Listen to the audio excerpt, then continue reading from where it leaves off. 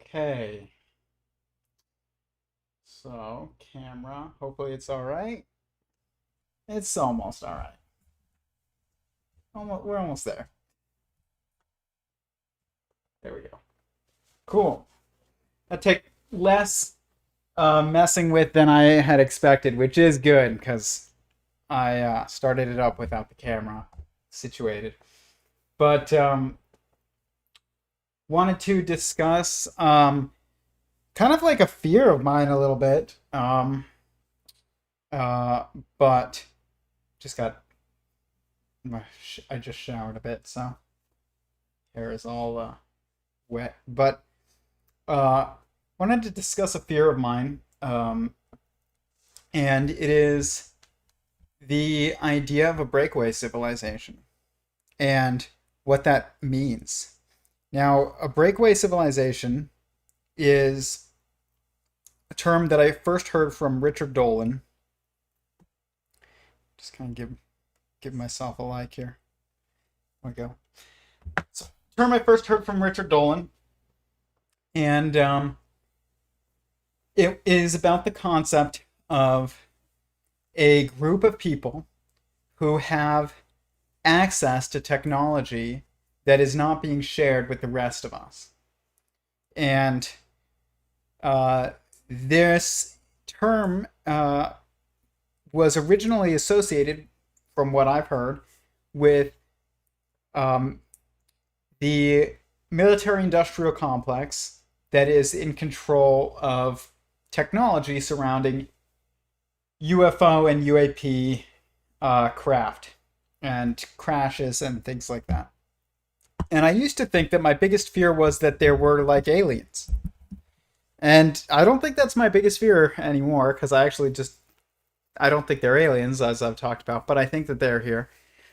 And whatever they are. But what is kind of like very frightening is this idea that there is a group of people who have basically figured out things like quote unquote free energy and electrogravitic technology. So, like, anti-gravity technology, essentially. And from what I've heard, and I don't know if this is true or just rumors or what, but that our government basically reverse engineered anti-gravity technology in like the 50s. And this is implied by the television show Project Blue Book, actually. And it's also stated by Stephen Greer. And it is true, he is right, that basically in the 1950s, there was all this talk amongst aviation companies and enthusiasts and media about anti-gravity technology, or being the next generation of aeronautics. And then it just all stopped. It just stopped one day. It's gone. And everybody just stopped talking about it. I'm just checking the comments here. Yes, many. Amazing shirt. Thank you. Yeah, in time. By the way, in response to your previous video, I watched your stream since 2 or 3 months. What up, ninjas? What's up, ninja? Matt. But by the way, hit the like button. We've been being suppressed a bit lately by the algorithms ever since I started talking about morals. And it helps with the algorithm if you hit that like button. And hopefully other people will see this. But basically, there's a lot to this story. There's actually a someone who is currently being discussed on another channel I saw while I was getting ready for this one, oddly enough. And that is Professor Ning Li.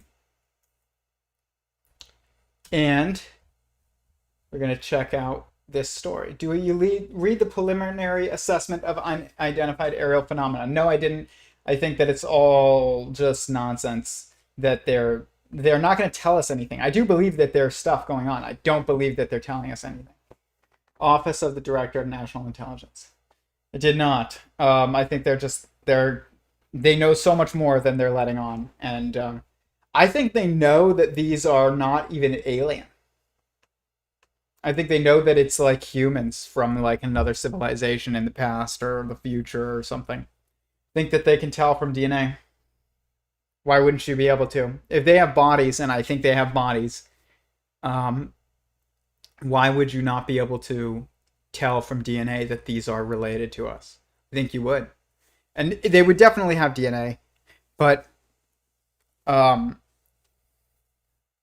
think that they're just changed. But here you go. Share screen. This is Ning Li. She was a Chinese-American scientist in the early 1990s. And if you look at her Wikipedia page, Ning Li is a Chinese-American scientist known for her controversial claims about anti-gravity devices. She worked as a physicist at the Center of Space Plasma and Aeronomic Research, University of Alabama in Huntsville. In the 1990s, in 1999, she left the university to form a company, AC Gravity, which is fascinating because alternating current is what we use, like AC current, and it makes sense that if you're working on electrogravitics, that you would just call it AC.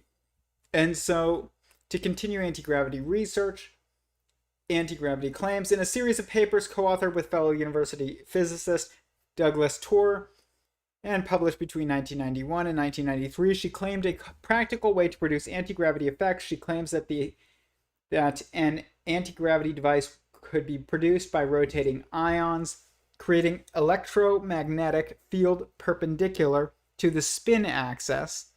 In her theory, if a large number of ions could be aligned in a Bose-Einstein condensate, the resulting effect could be a very strong gravitomagnetic field producing a strong repulsive force. The alignment may be possible by trapping superconductor ions in a lattice structure in a high-temperature superconducting disk. Li claimed that experimental results confirmed her theories. Her claim of having functional anti-gravity devices was cited by the popular press and in popular science magazines with some enthusiasm at the time. However, in 1997, Li published a paper describing an experiment that showed the effect was very small, if it existed at all. Oh, okay. Very small if it existed at all. So you didn't even, she devotes her life to this type of work and then doesn't even have, the time to figure out whether or not it was very small or not at all. This is disinformation. Probably, allegedly. Li is reported to have left the University of Alabama in 1999 to found the company AC Gravity that was awarded a US DoD grant of about $500,000 in 2001 to continue anti-gravity research. The grant period ended in 2002, but no results from this research were ever made public. Although no evidence exists that the company ever performed any other work, as of 2021, AC Gravity remains listed as an extant business. Oh, okay. So basically, she's either working at Area 51. By the way, nobody knows where she is. Nobody knows. She's just gone.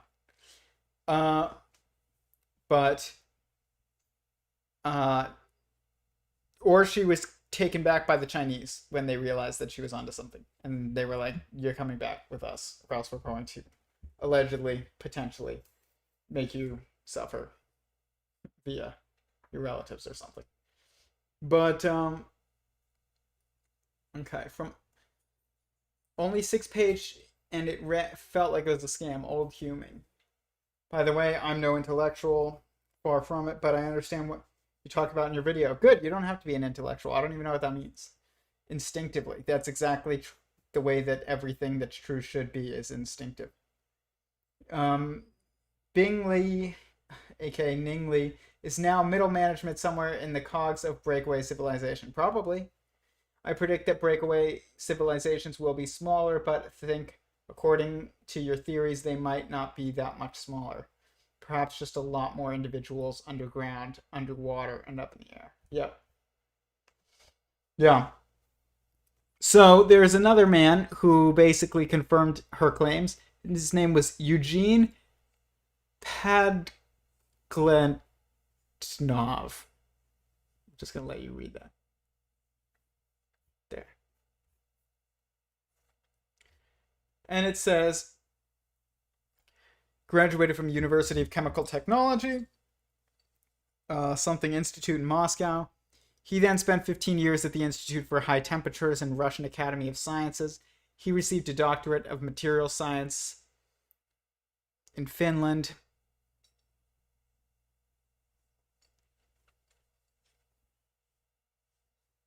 Since leaving something in 1997, he has avoided public contact or appearances.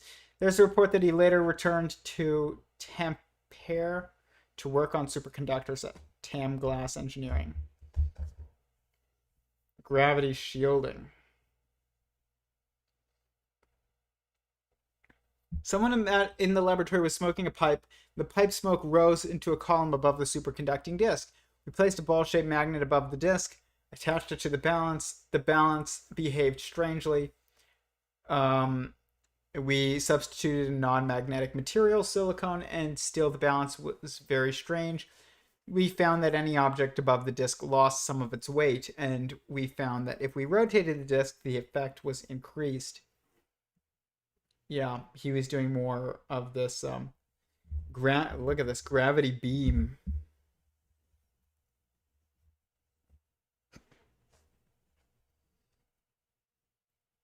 Fascinating.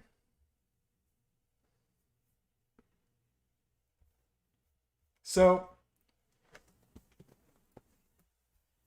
what's freaky about this is that there is this man, and he goes by.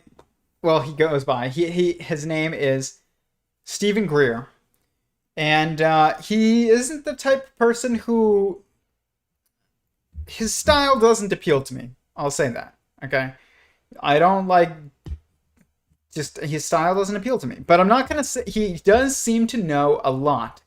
Okay, and one of the things that I listened to last night was I was watching this I think it was Netflix documentary on UFOs with my wife. God bless her.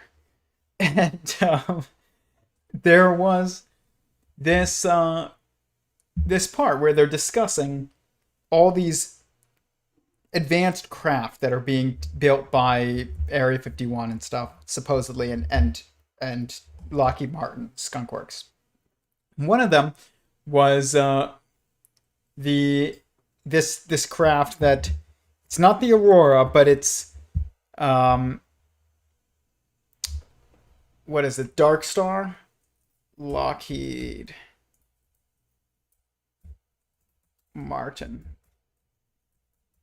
Dark Star. Yeah, I think this is it. No, it's not the Dark Star. Wait, no, maybe it is. Images.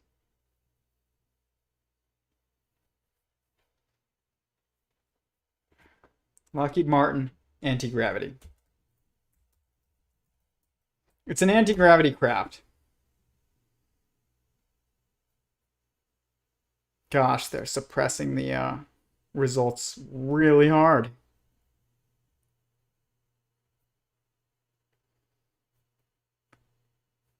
But this is basically it. It's like this triangular craft. And the TR-3B, that's okay, Lockheed TR-3B.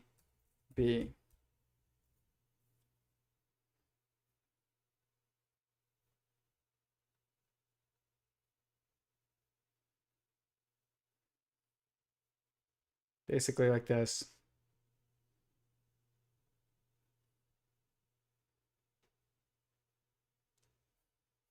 And it's supposedly an anti-gravity craft. And Ben Rich, who is this guy, actually, who you just saw right here.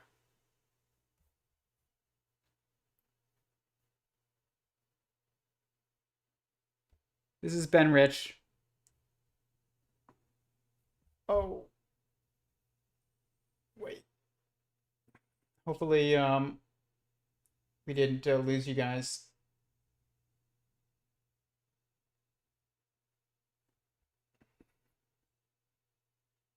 Okay, we're back. Hopefully. Ben Rich. Um, Ben Rich is was the head of Lockheed Martin Skunk Works, and he said in a talk that he was giving to UCLA's School of Engineering that we now have the tech to take ET home. He said, we have things in the desert that would make George Lucas jealous. That's crazy. That's a crazy, crazy idea. But if he said it, I believe him, which is insane. Or at least, like, that doesn't mean that, they can do everything in Star Wars. It just means if George Lucas saw it, he'd be, like, impressed. Which, anti-gravity tech, that sounds like it to me. I'm not saying they can go, warp speed. I don't necessarily think that. But I do think that they have anti-gravity tech. And, wow, that's weird. I don't know if that's real or not, but if that's real, that's one of them. But what's most concerning about this is that if they've had this tech since the 50s, why don't we know about it? Like, why not? Why has this been kept a secret? And the thing is that this guy, Stephen Greer,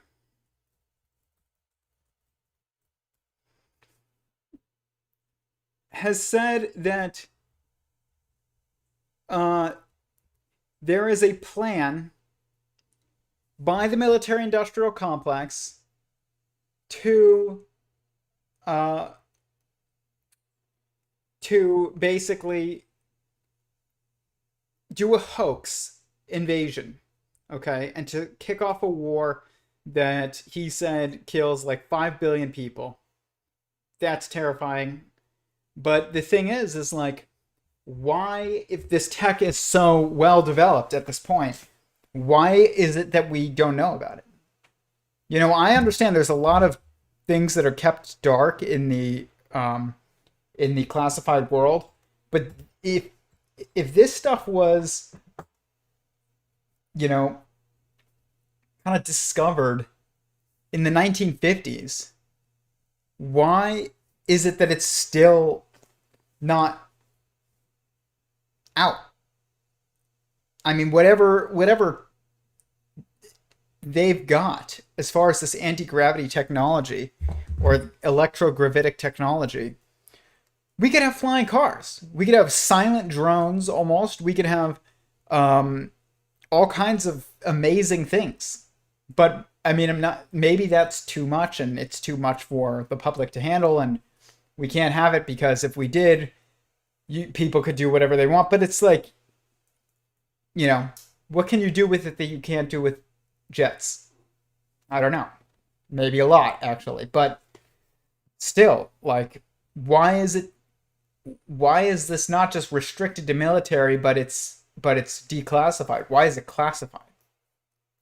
It makes me worried that there is a breakaway civilization that is hoarding the tech for whatever reason. Maybe he's right, Stephen Greer, and they are planning on some type of, and he's not the first or only person to say this, some type of false flag, basically, where they stage an attack, make us think it's UFOs, but it's really like Lockheed Martin and Boeing Phantom Works.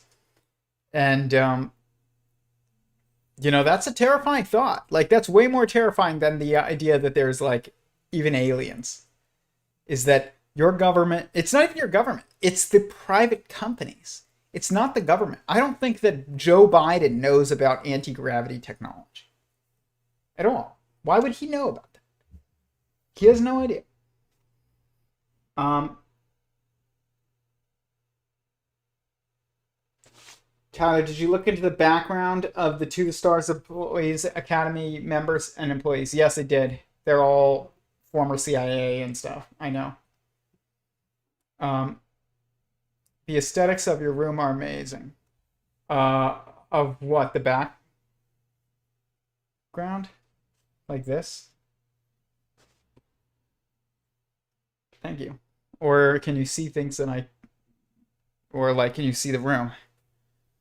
Because the aesthetics... It's not that much aesthetics. I mean, you would like it because there's like... There's like cages. I'll show you.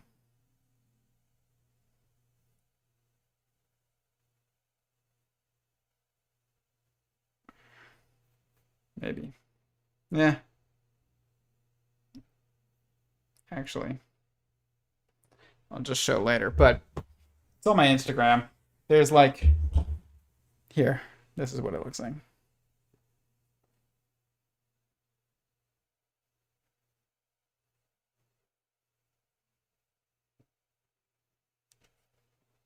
It's like all these cages.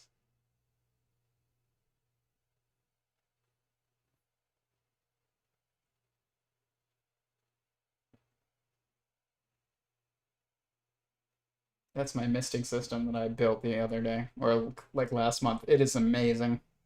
Saves me probably like hours every week. But but yeah, that's what I see behind the camera, which is cool. It's like a little zoo. But yeah. Whoa, there's so many comments. So I don't speak English. I heard 131 anti-gravity craft. Canadian scientist got gravity experience shut down by government from like many other scientists, yeah, for military purpose.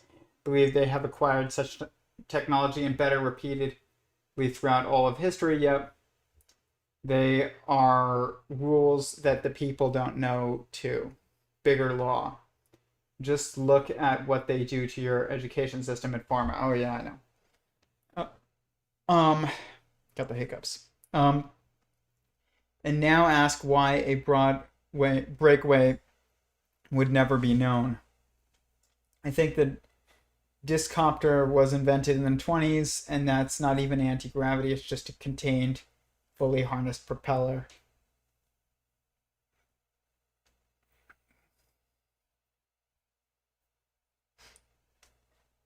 Kind of depends on what people mean by anti-gravity. Basically, it would be like things with larger mass repel each other. There's something hovering or even gyroscope is not anti-gravity. Yeah, I know. It's not really anti-gravity. It's electrogravitic is what they call it. I think that's a much better term. I have a similar room, but my boxes are full of shrooms. That's cool. Yeah, I've seen these like videos online of like you can buy these boxes for mushrooms but it's like mushrooms that you eat that are not psychedelic. It's like lion's mane mushrooms and all kinds of stuff like that. And I've thought about getting one of those. But and but I feel like I would just eat it so fast, like that you make it into like 2 meals and 3 meals and that's it. And it's probably like 30-40 bucks for a box. I don't know. I'd have to check. I'm on bird because of my girlfriend, 12 now. I don't know what that means.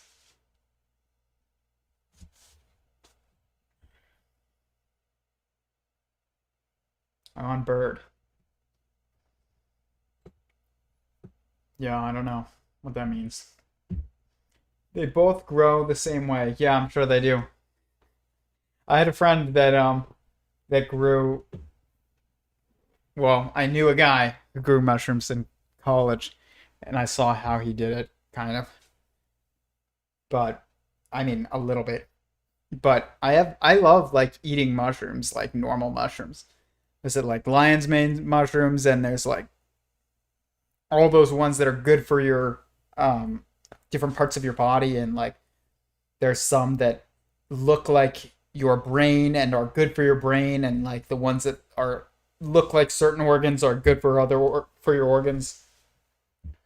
I want to get one of the mushroom grow kits. I haven't figured the value in comparison to supermarket yet. I think you got to test it. Yeah, I want to get one of those too, though. You can get 2/3 harvest out of one box. The cost is $20. Okay. Yeah. Yeah. I feel like I gotta just like get one day and just test it. But it's definitely like it could if you could figure out a way to reproduce one, you can get like 3 boxes growing at once and you do it. That would be cool.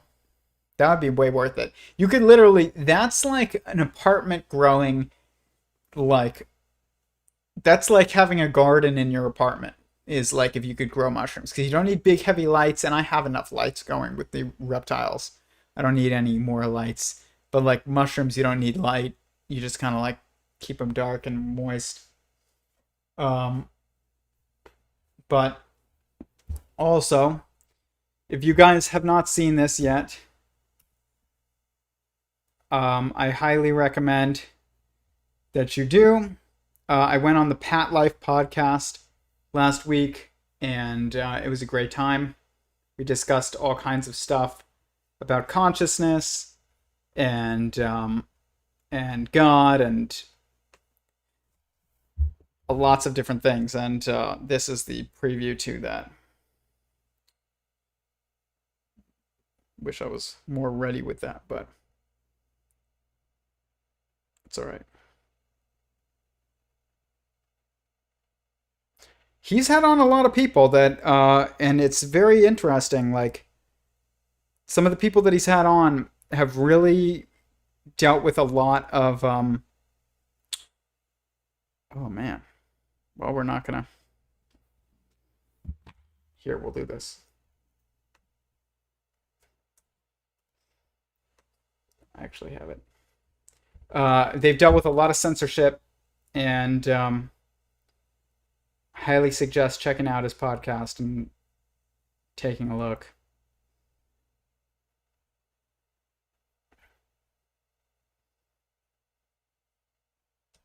Here is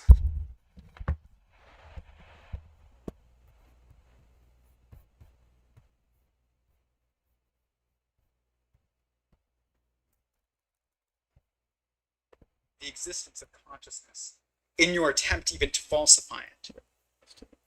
The reality is that you confirm the existence of consciousness in your attempt even to falsify it.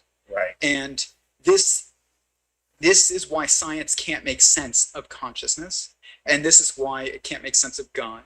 And it's because anything that is true everywhere, that truly exists everywhere that you look, cannot be falsified in any instance of observation. And science relies on that being possible to even take things seriously, which means whatever we call science, we have to like either broaden the definition or we have to abandon ship because it's reached the limit of like our understanding when it comes to what's actually real, which is consciousness.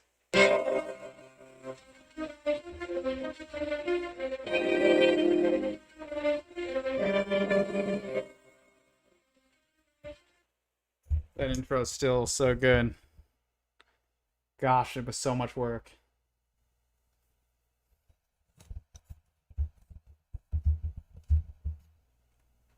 Let's see here. Sorry, don't go on Instagram anymore. Whoa, dude, what are you breeding? I am breeding geckos. Geckos, of different kinds. Some of them just clone themselves, so I don't even like worry about it. I do also breed tree boas, or I try to. Unfortunately, had an infertile litter last week. king snakes, rat snakes, bunch of different reptiles. But that stack that I showed was geckos, um, mostly. The we call it the Zudio because it's the studio zoo.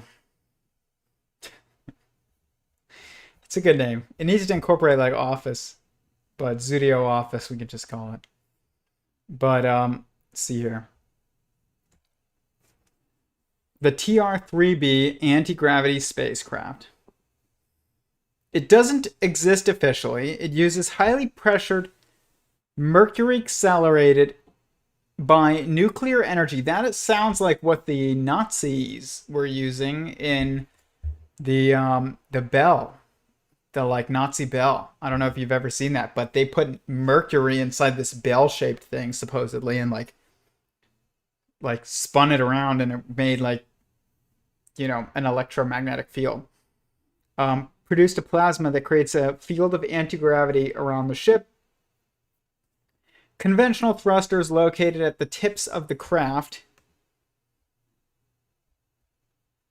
allow it to perform all manner of high-speed maneuvers along all three axes. Interestingly, the plasma generated also reduces radar signature significantly. So it'll be almost invisible on radar and remain undetected. It literally means that it can go to any country it likes without being detected by air traffic control or air defenses. Dude, I believe this exists. Military.com.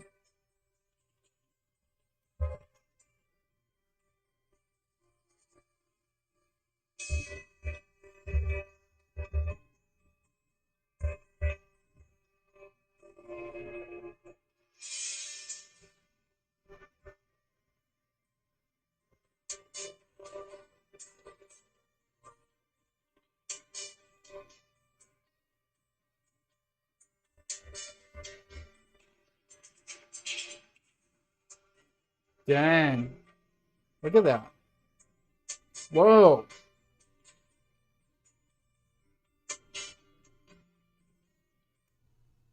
I think that's real.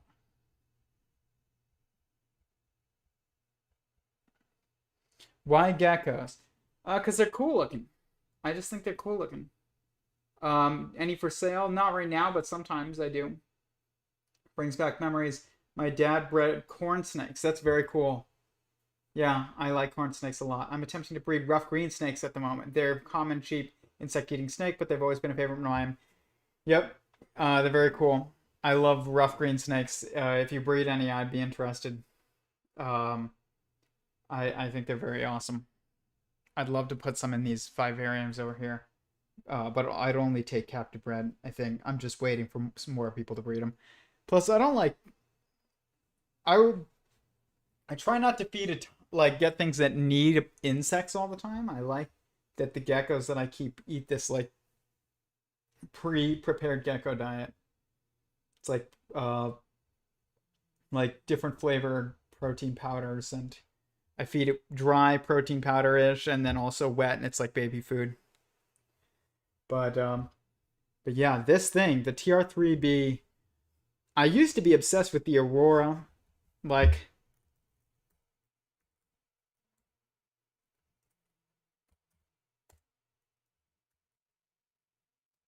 I know I spelled her wrong. I can't spell. This thing, and I still want to know what they do with it. But I think this is much more interesting now. This TR-3B. I think they have this thing. And what's freaky about it, though, is that, like, if they used this for some kind of, I don't know, attack, like, nobody would know that it was made by humans, I think. I think we'd all assume it was aliens. That's scary. I bet flying it is awesome though. But I totally believe it exists, or something like it. I just don't understand. Like, how come no military has been like, we made anti-gravity?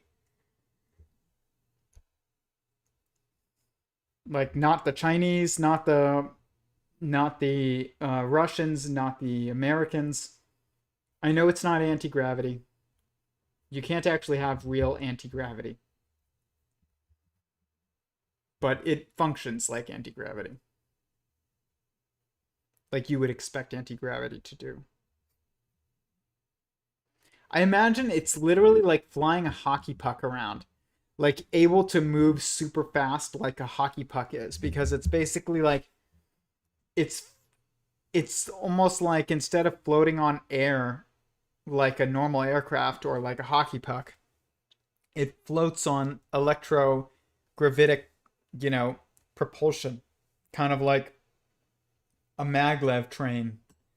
And then you just, you know, push forward and it's able to go super fast. It's probably difficult to control that way, but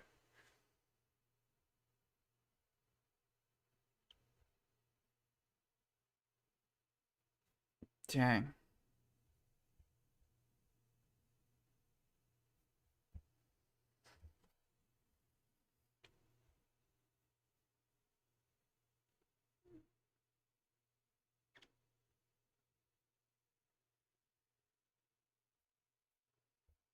That doesn't look like alien craft. That looks like ours.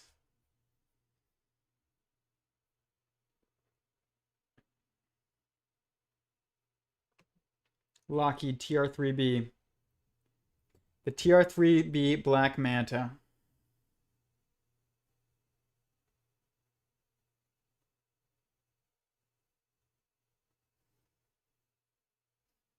B&H is an awesome store if you've ever been.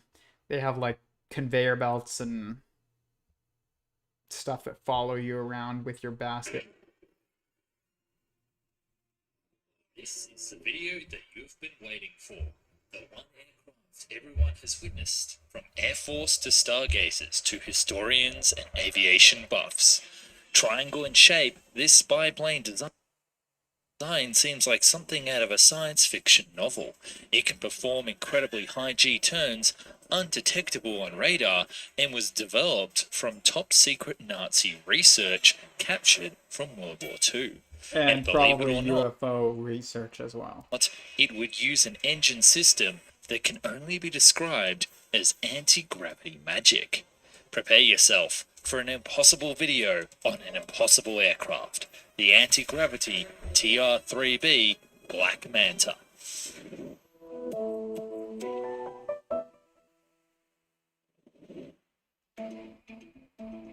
This video could be dubbed Deja Vu Time because it's a case of here we go again.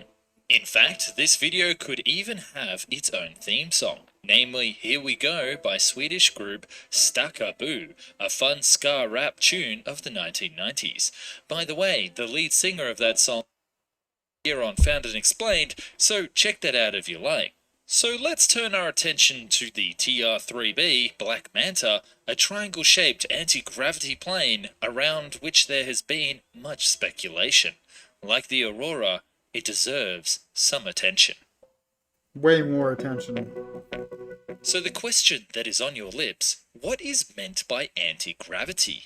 In the case of the TR-3B Black Manta, it means a craft that uses highly pressurized mercury accelerated by nuclear energy. So the plasma is produced, which in turn creates a field of anti-gravity around the craft. Maybe that's why they're not telling us about it, is because it uses like nuclear power source, and you don't like, I remember they were making a nuclear plane. The United States and Russia both made nuclear planes, and they didn't fly them very much, and I don't even know if the American one got off the ground. I think it did though, in like the 50s. And then everybody realized, they were like, oh, this is probably a bad idea, because what if it crashes? It has an electromagnetic coil at the heart of its motive power system, the result of which is electromagnetic drive that interacts with the Higgs boson field at the quantum level. Heady stuff indeed, and definitely something that is probably not common knowledge, or even really provable at this point. So an anti-gravity aircraft doesn't use conventional turbine or rocket engine technology, but instead a propulsion system that creates thrust by generating high-energy plasma. These aircraft are also referred to as flux liners. As with Yep, many that's what I heard. divergent aviation technologies, anti-gravity technology dates back to the latter part and aftermath of World War II, and specifically the covert US project known as Operation Paperclip. The objective of Operation Paperclip was for the US to gain as much in the American Institute of Aeronautics and Astronautics, as well as the Air Force Research Laboratory. It is the culmination of theories regarding gravitation, quantum gravity, and general relativity, the latter as first put forward by Albert Einstein himself. Anti-gravity is of such huge interest to the military and scientists alike, given that, for example, one could hypothetically reduce an aircraft's mass by using electromagnetic propulsion even down to zero. Little wonder that the likes of NASA, the US Air Force, and Lockheed Martin researchers have all invested in theoretical studies regarding. What's amazing is that if you look at like Nellis Air Force UFO, the Nellis UFO,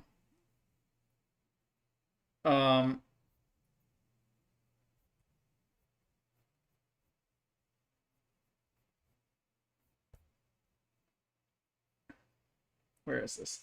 Nellis Air.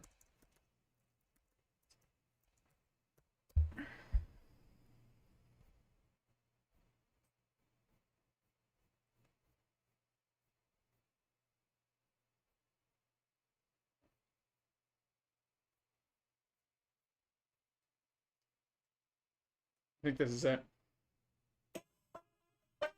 You can enjoy George Lopez tacos no matter where you are. Order for delivery now. No, thank you. Yeah, this is it. Look at this. This was at the Nellis Air Force Base in, I think in the 1990s.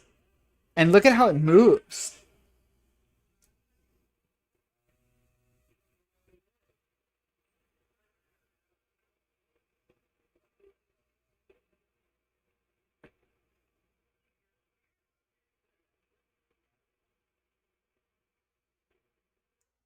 That's amazing. And it wasn't in the 1950s or 60s. It was in the 1990s. And it was spotted by their 1995. That's when it was. And it was spotted by their own people.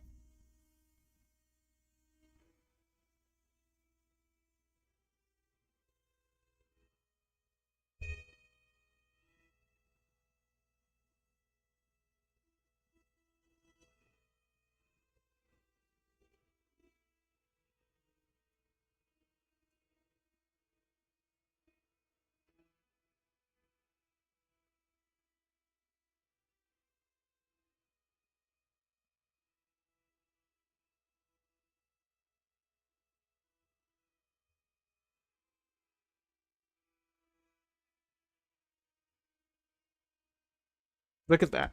It looks, Bob Lazar said that one of the craft that he saw at Area S4 was, he called it the Jello mold. That looks like the Jello mold.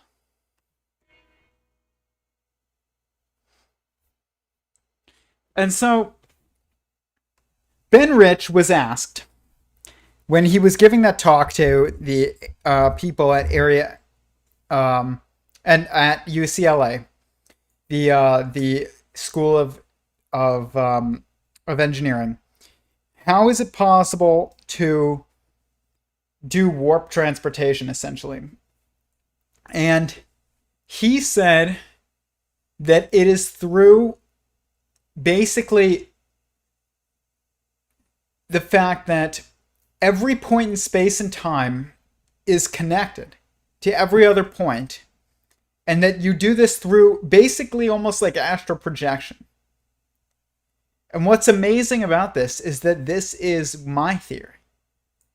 And this is what is related to the work involved with Sentient Singularity Theory. And is how do you go from one spot to the next? Basically, you have to know that there is this quantum substructure in which everything is connected, and that you can just, like if how we change one here, it changes everything.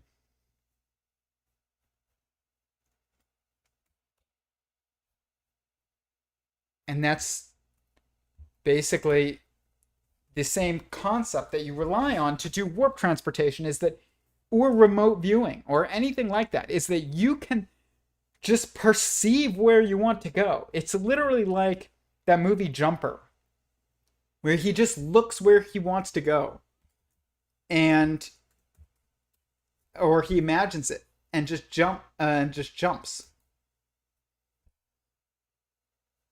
There's a trailer. This is like warp transportation.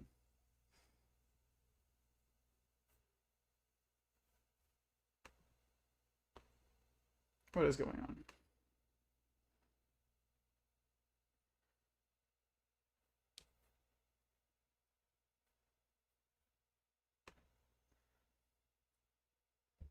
Here. Healthcare is backwards. Everyone knows it.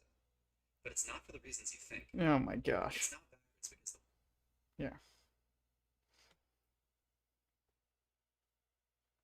This is like the much closer to warp transportation than Star Wars.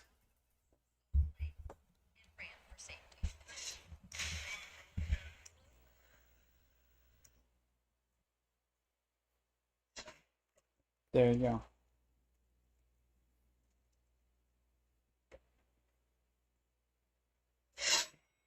Don't think you'll be needing that umbrella.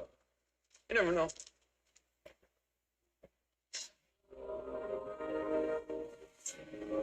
Think live alive. Others only dream of. No limits. With boundaries.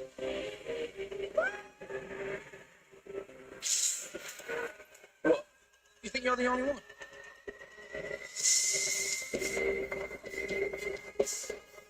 But their freedom comes with a price. There's something you're not telling me. If you don't want to tell me everything, that's fine. Just don't lie to me. You think you can jump all over the place and nothing's gonna happen? But they've noticed. Don't run. I just want to ask you some questions. You think you could go on like this forever? Living like this with no consequences?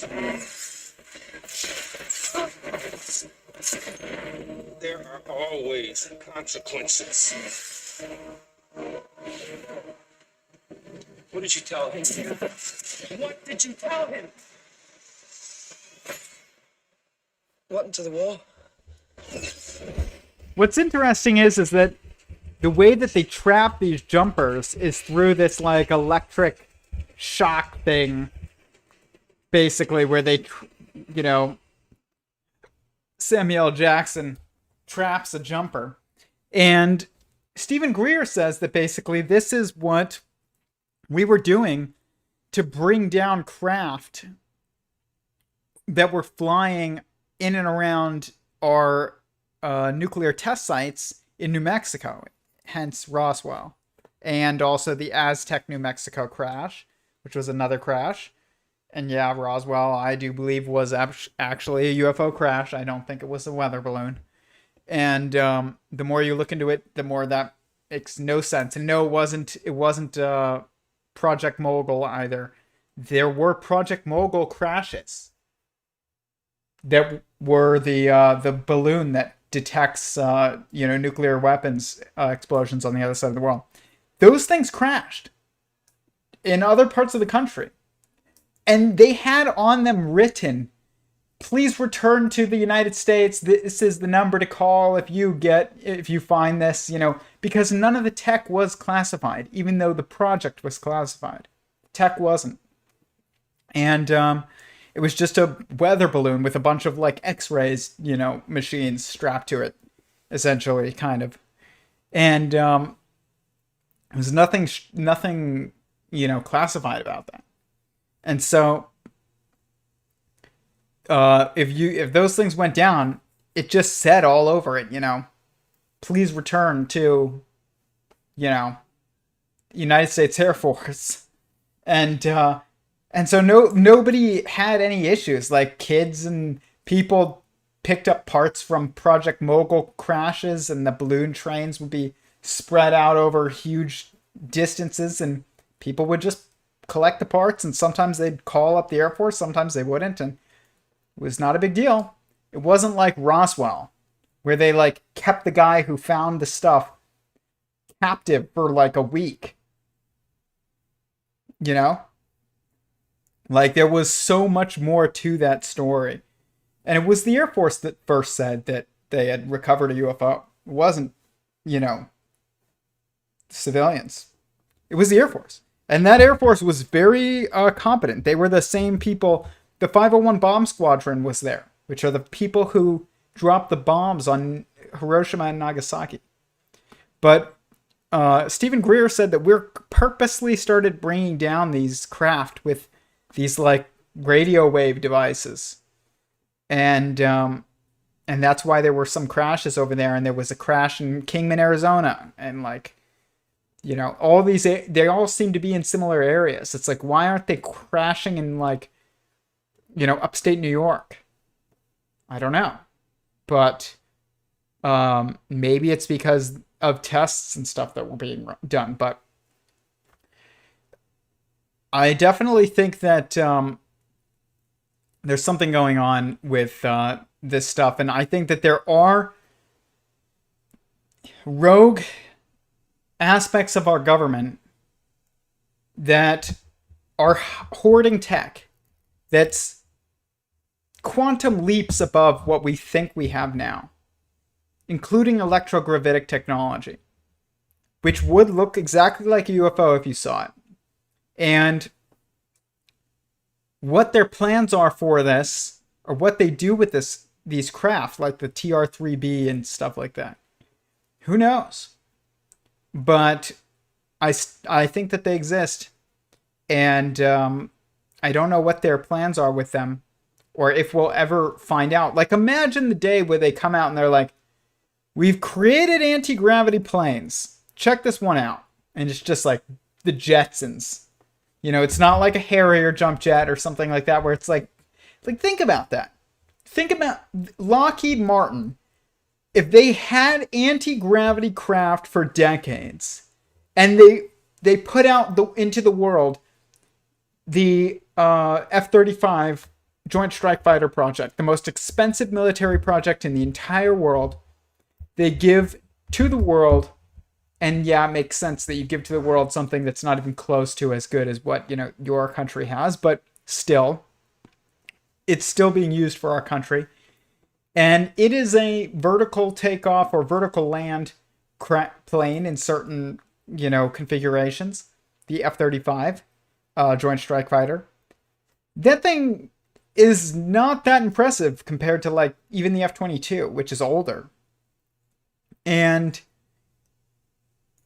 imagine they have anti-gravity craft decades ahead of that, and they put that out. It seems so calculated to put the entire rest of the world at a disadvantage to our military by basically giving them inferior tech and then claiming it's a gift from us. And, this is one thing that people don't understand when people are like, oh, our military is giving them all this equipment, and it's giving, and I'm not talking about the Middle East like Afghanistan or anything like that where we just left it or something. I'm talking about like, when we go to other countries and we give them money for military, equipment. And we're like, people are like, oh, look, why are we helping other countries? You think that they're helping those countries and it's not strategic at all, that they're giving them tech that like is probably decades outdated? And we're like, hey, look, here you go. Basically now you are working for us, essentially. Because their entire military is reliant upon you. What if all those planes had like a chip in them where you could just, our military could just go beep, and just like shut them all down? That's what I would do if I was like Lockheed Martin. Sounds horrible, but it's like, don't buy military equipment from another country then. Make your own. But if there wasn't like a remote off switch for all of those, I would be surprised. And I would be like, dang, you didn't even do that. But I mean, I know that like, Iran has planes from us from decades ago.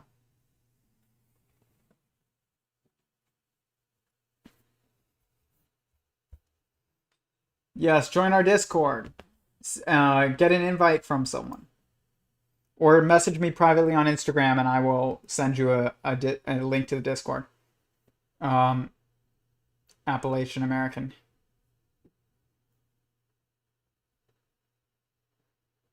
I don't like to post it here because then we get a lot of people that don't deserve it. Very cool. Should share that on the Discord. Yes, definitely. Have I ever told you that the video I saw with the amorphous jellyfish storm cloud trapped in a quarry surrounded by soldiers? No. But I would want to see that. It was an old YouTube video. Searched for it endlessly since then. Mannequins for some reason. Also apparently time dilation. I'm Googling it, but I haven't found anything. Yeah, there are definitely some things that make it onto the internet and then they just disappear because they're censored. I talked to a hacker that works for the government about it on what's it called? His goes by Data on Clubhouse, and he can't tell you what he does it for, but he works for like big tech companies in the military and government. And he said that they've straight up asked him to bring down like UFO related material.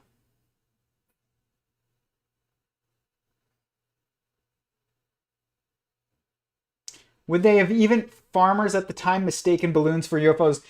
Farmers would have never mistaken balloons for UFOs. Those farmers live next to an Air Force base. That's insane. Like, these people were wiser than we are now, and we think they're so stupid. They're not stupid. They would have never, ever, ever thought that a balloon was part of, a UFO. Ever. That's insane. They would have been like, why is there Mylar over here? Where? Oh, who left the weather balloon out?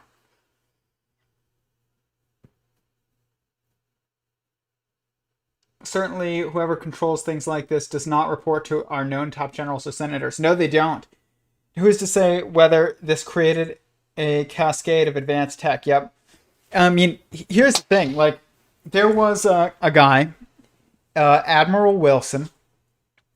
Wilson was the chairman of the Joint Chief of Staffs in the 1990s. Okay? And he found out about a UFO reverse engineering program. This is pretty much confirmed at this point. You can look it up. Admiral Wilson. And they call it the Wilson leak or the Wilson memo. And he gets a hold of some people working at these, at probably Lockheed Martin. And was like, I heard about your program. I think it was Stephen Greer that briefed him first. It was Stephen Greer and one of the astronauts, not Buzz Aldrin. And they were like, listen, there's this program, you should look into it, reverse engineering UFO technology, and you should look into it a bit and see like what you can find out. Admiral Wilson's like, okay, whatever. looks into it, finds it, and it requests access and is like, I should be in charge of this. I should have oversight over this. And you guys made a mistake in not telling me. And they're like, well, we'll get back to you. Basically, they get back to him. They're like, you're not going to be briefed. All we'll tell you is that it is a reverse engineering program for basically UFO tech. You're not going to be read in. And, screw yourself, basically. Like, you don't need to know.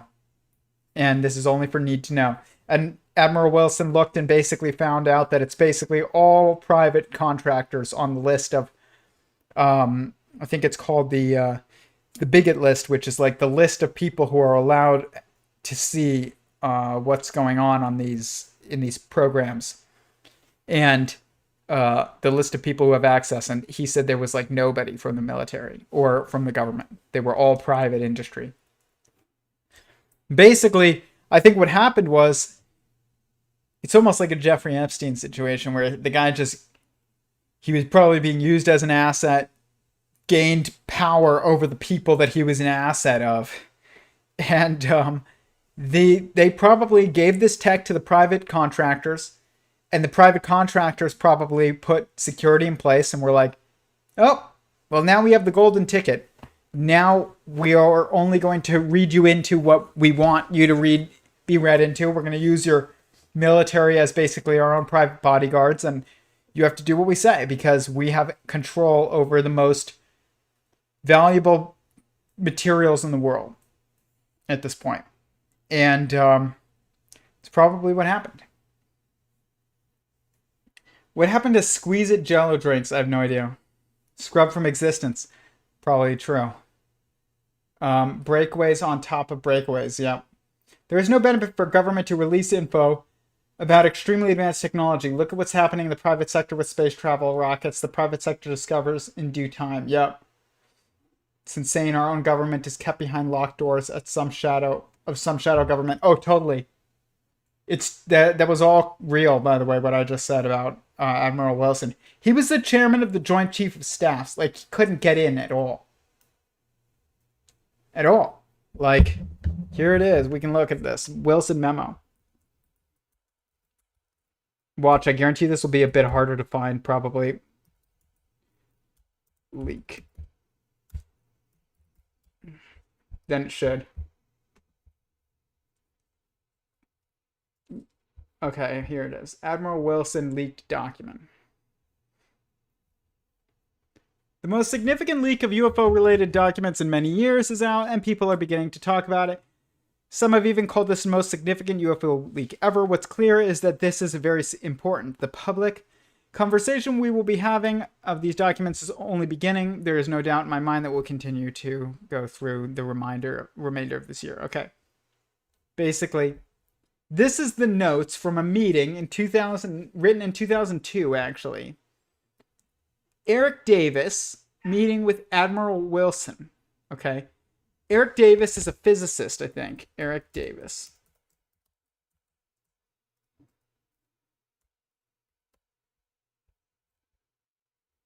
Yep. Cosmology Strings Group, Center of Astrophysics, Space Engineering. Yeah, Eric Davis. Eric Davis meeting with Admiral Wilson. Rich says to go to EG&G Special Projects Building. And, okay, so EG&G. Gosh, guys, I'm just saying I'm not suicidal at all. At all. Okay?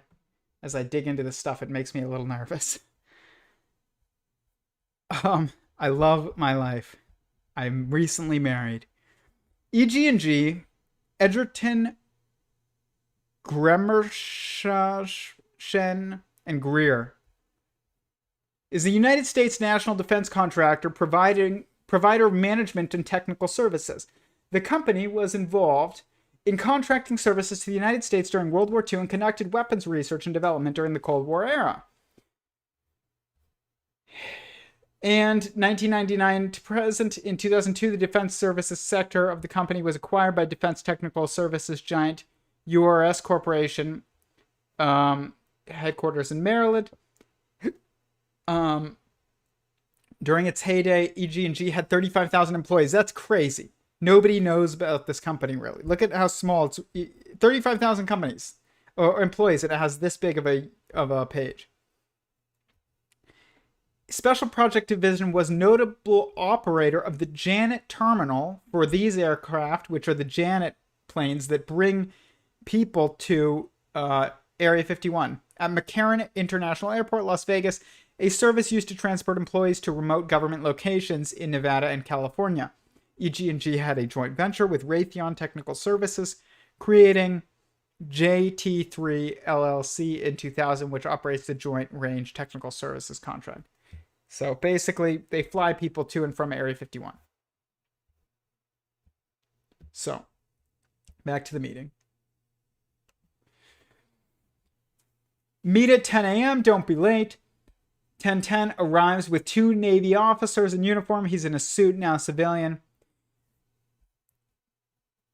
Greetings with Admiral Wilson. We sit in the car in the back of the EG&G building, talk until 11:20 a.m. Others departed for the building to attend meeting inside.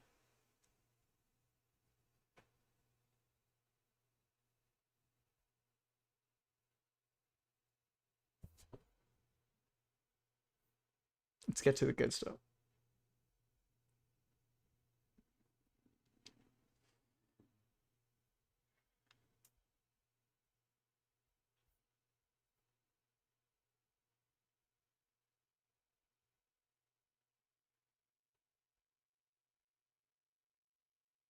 Okay. This is a letter from to Eric Davis. It looks like from Wilson. From Will Miller. And it says, first I must ask you, you're interested in... Okay. Let me respond to a few of your and Hal's previous questions. I would be willing to assist you and Hal with your ongoing research into UFO crash retrievals and the entities within the government or outside of it that are involved in that business with the following caveats. First, you must be absolutely no mention or association of my name with your work or investigation. I have absolutely nothing to gain from such association at this time and possibly much to lose. Second, I would charge you only for the actual time I spend in putting together materials. Okay.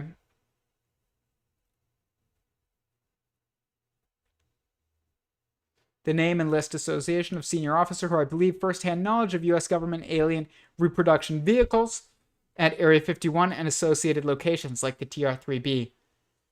The name and current location of retired senior flag rank officer who I believe was directly involved with the government interaction with a significant UFO event on the east coast of the U.S.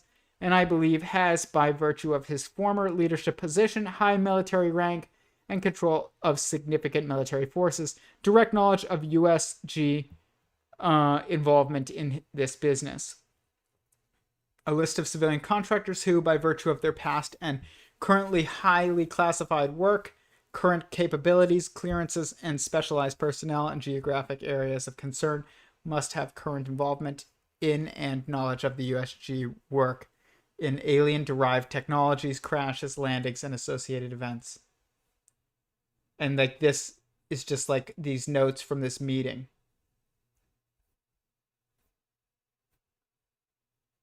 That took place.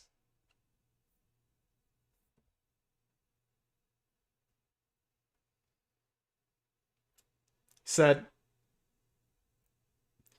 so what special access program compartment did you find in? Core secret, won't say. Code name, again, won't say. Core secret. Who was the project contractor or USG agency that runs the program? An aerospace technology contractor, one of the top ones in the US, probably Lockheed Martin.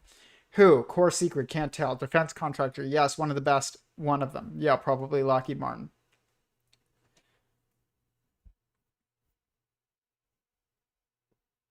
Crazy.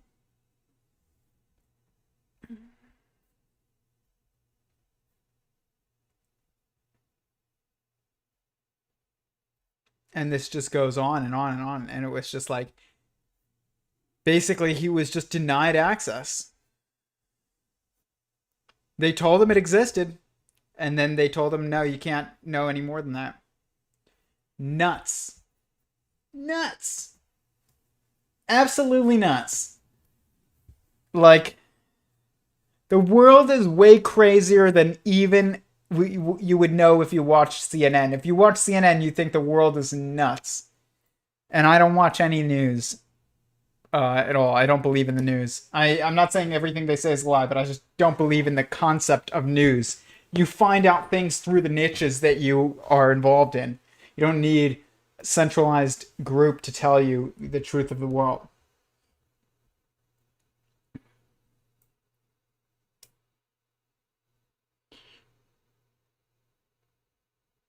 There is no benefit. Are they hiring? Do you think we could apply and get hired? You know, it's funny. I actually wanted to work for the CIA. And I looked into how to get into the CIA. And I didn't have good grades, but I wanted to, work in that world, and did all this research and was going to apply to the CIA out of college. And, maybe I did. No, I didn't. Oh man, they wouldn't take me. Probably. That's what someone in the CIA would say. But I mean, I did want to work for them. I'll admit that. Don't want to anymore.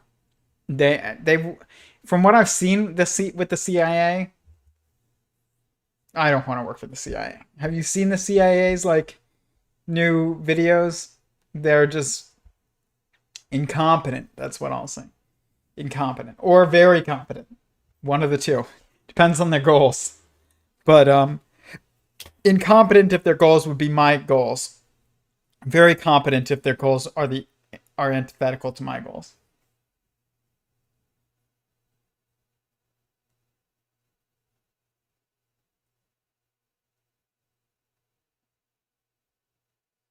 Damn it, Tyler, I should have known. Yeah, you should have known. Should have known that this was always been a plot. I mean, I will say, I do wonder sometimes if my phone is tapped and things like that. Not joking. Not yet. Probably not. At least not right now. But I mean, I've dealt with some pretty high level. I've worked with high level people. I'll say that, I guess. The CIA is GAE. I'm not going to say it, because I don't know if they'll get me off of here. An incompetent embarrassment. Yes, they are. Do you think of Air America type exist? What's Air America? I don't know.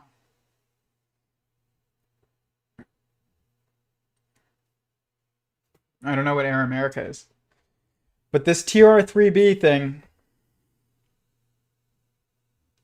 Could you imagine John Brennan as a boss? No, I couldn't. Oh, great. Now we never know if Tyler works for the CIA unless he proves he does. He can't prove he doesn't. That's true. I can't prove that I don't. You can't prove a negative. But, I don't know. I don't know how to prove to you that I can't, because he can't. He can't prove a negative. I am also schizophrenic.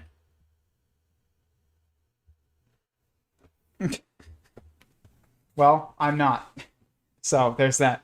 But I mean, I don't think that my phone is tapped right now, obviously. But I have had friends of mine who work in computers look at my social media in the past when I was working for much bigger organizations. I mean, guys, I ran the marketing for Anthem Blue Cross when they were hacked by the Chinese, which was the biggest hack in history at the time. It's been beat now, but at the time, it was the biggest hack in history. And the reason that it was hacked by the Chinese was because they were trying to seek information on the military contractors because the military contracting companies did their health insurance through Anthem Blue Cross. So they were trying to figure out like information about the health concerns, I guess, of the higher ups in these military contractors like Lockheed Martin. And so when it was hacked, I got brought into a room and they were like, I can talk about this now, but I couldn't at the time. And they were like, Tyler, we need you to sign this. And I was like, why? What is this? And they were like, you need to sign it before we even tell you what it is. It's a non-disclosure agreement, but you're not allowed to talk about what we're about to tell you. And I was like, okay, signed away. And they were like, they told me, Anthem has been hacked. And I was running their marketing at the time, their online marketing, and by the Chinese. And it's not public information, but it will be later. I think they said tomorrow afternoon. And you can't talk about it until after it airs. And so there was me and my coworker who weren't even told whether or not each other knew. Okay? We weren't allowed to speak about it with each other, even though we were on the same team. And I remember he looks at me and he's like, at the end of the next day, he's like, you want to go get a beer? Watch the news at the bar? And I was like, yeah. And he was like, do you know? And I was like, know what? And he's like, exactly. And we went to the bar. We're sitting at the bar. We've got a beer and CNN or something is on. And it just like turns like 6 o'clock and it's like, breaking, biggest hack in U.S. history of, Anthem Blue Cross by the Chinese government. And like, it was all over. It was like a breaking news story. And then he looked at me, he's like, you knew, right? And I was like, yeah, I knew. Like, but that's when we could talk about it, but we couldn't talk about it till then. And so like, I have had to like, I know that it's different than this, but like, I do know that like I've worked with people who weren't like hop skip away from this, even though it was very different. It was like running their marketing, but the targets of the Chinese were probably like the guys who are in control of like the TR3B, program, because they were heads of Lockheed Martin. That was the target, which is crazy, but like it was real. Like it happened to me, so. I don't know whether or not I was ever like watched by anyone on, but I was definitely like involved with people who were being watched and they were hacked by the Chinese. Let's look at this up. Anthem hack Chinese.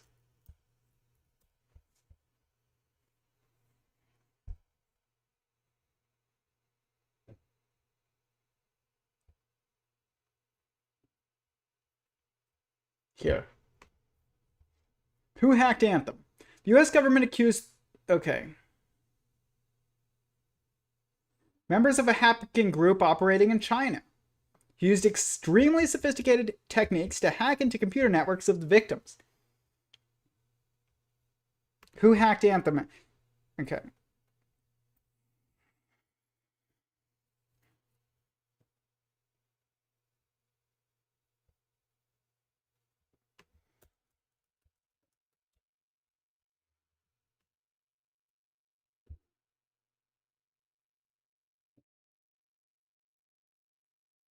They didn't tell me it was because of Lockheed Martin at the time, but I think that I heard them talk about it afterwards, like the news and everything.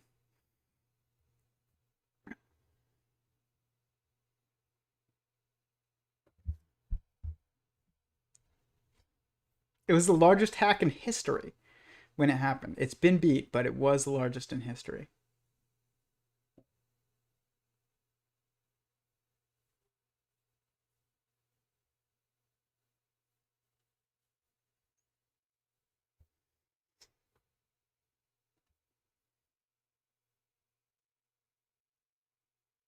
Oh, yeah.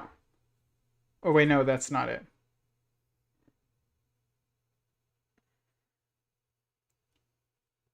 2015.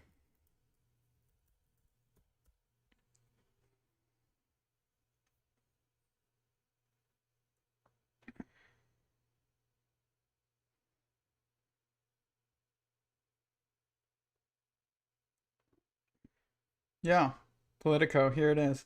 This was huge. They wouldn't even tell me about it until I signed a non-disclosure.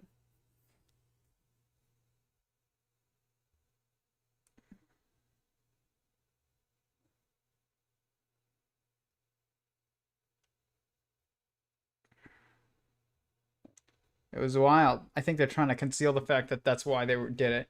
They were going after the fact it was like Anthem was giving. I mean, that was my insurance. I'm pretty sure at the time. Like, I think that was my company's insurance was Anthem, and like they were, but it was also the military contractors. Wow.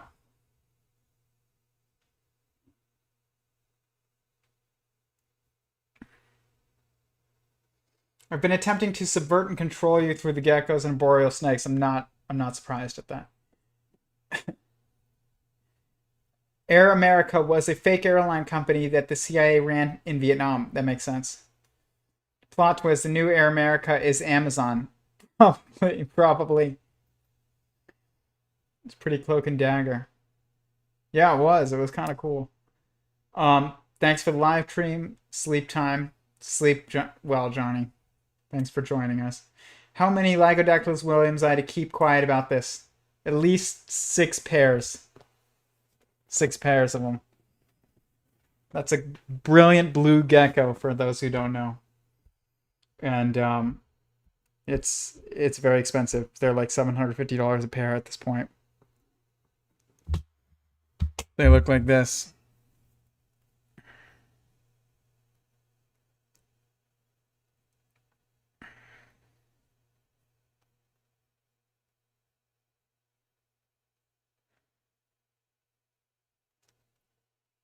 Look at that.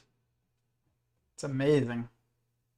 About actual size too, compared to my fingers. Very small. They are brilliant blue. That's about actual size. Very, very small, but very, very brilliant. Look at this moon, by the way. That was the sun, not the moon, pretty recently, and I guess it's kind of not showing the way that it was, but it was. Yeah, it's not showing, but it was bright red. Like, you can kind of see it if I just flash it like that. You can see for some reason. There we go. Now you can see. That's what the sun looked like the other day here. It was wild. Crazy.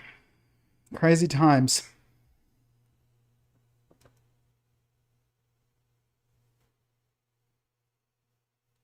I sent this to my wife today. This is my dog to the X-Files music.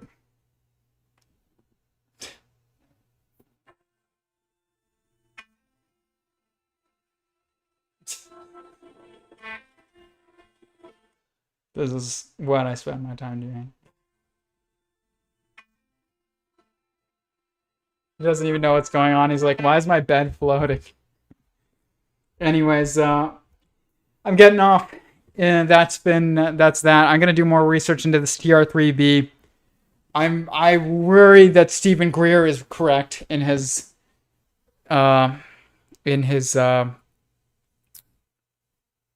predictions. I hope not. I hope he's so wrong. But we will find out eventually. But thank you guys for the stream. This was awesome. I said I'd keep it to under 2 hours every night and start at 6:30. But I will be back at 6:30 tomorrow. We're going to talk more about physics and some very cool stuff involving gravity. But we'll talk about it more tomorrow. So thank you guys, and peace. Peace, Chris, Torin, Johnny. Thanks a lot. And hit the like button, subscribe, and message me if you want to join our Discord on Instagram. Peace.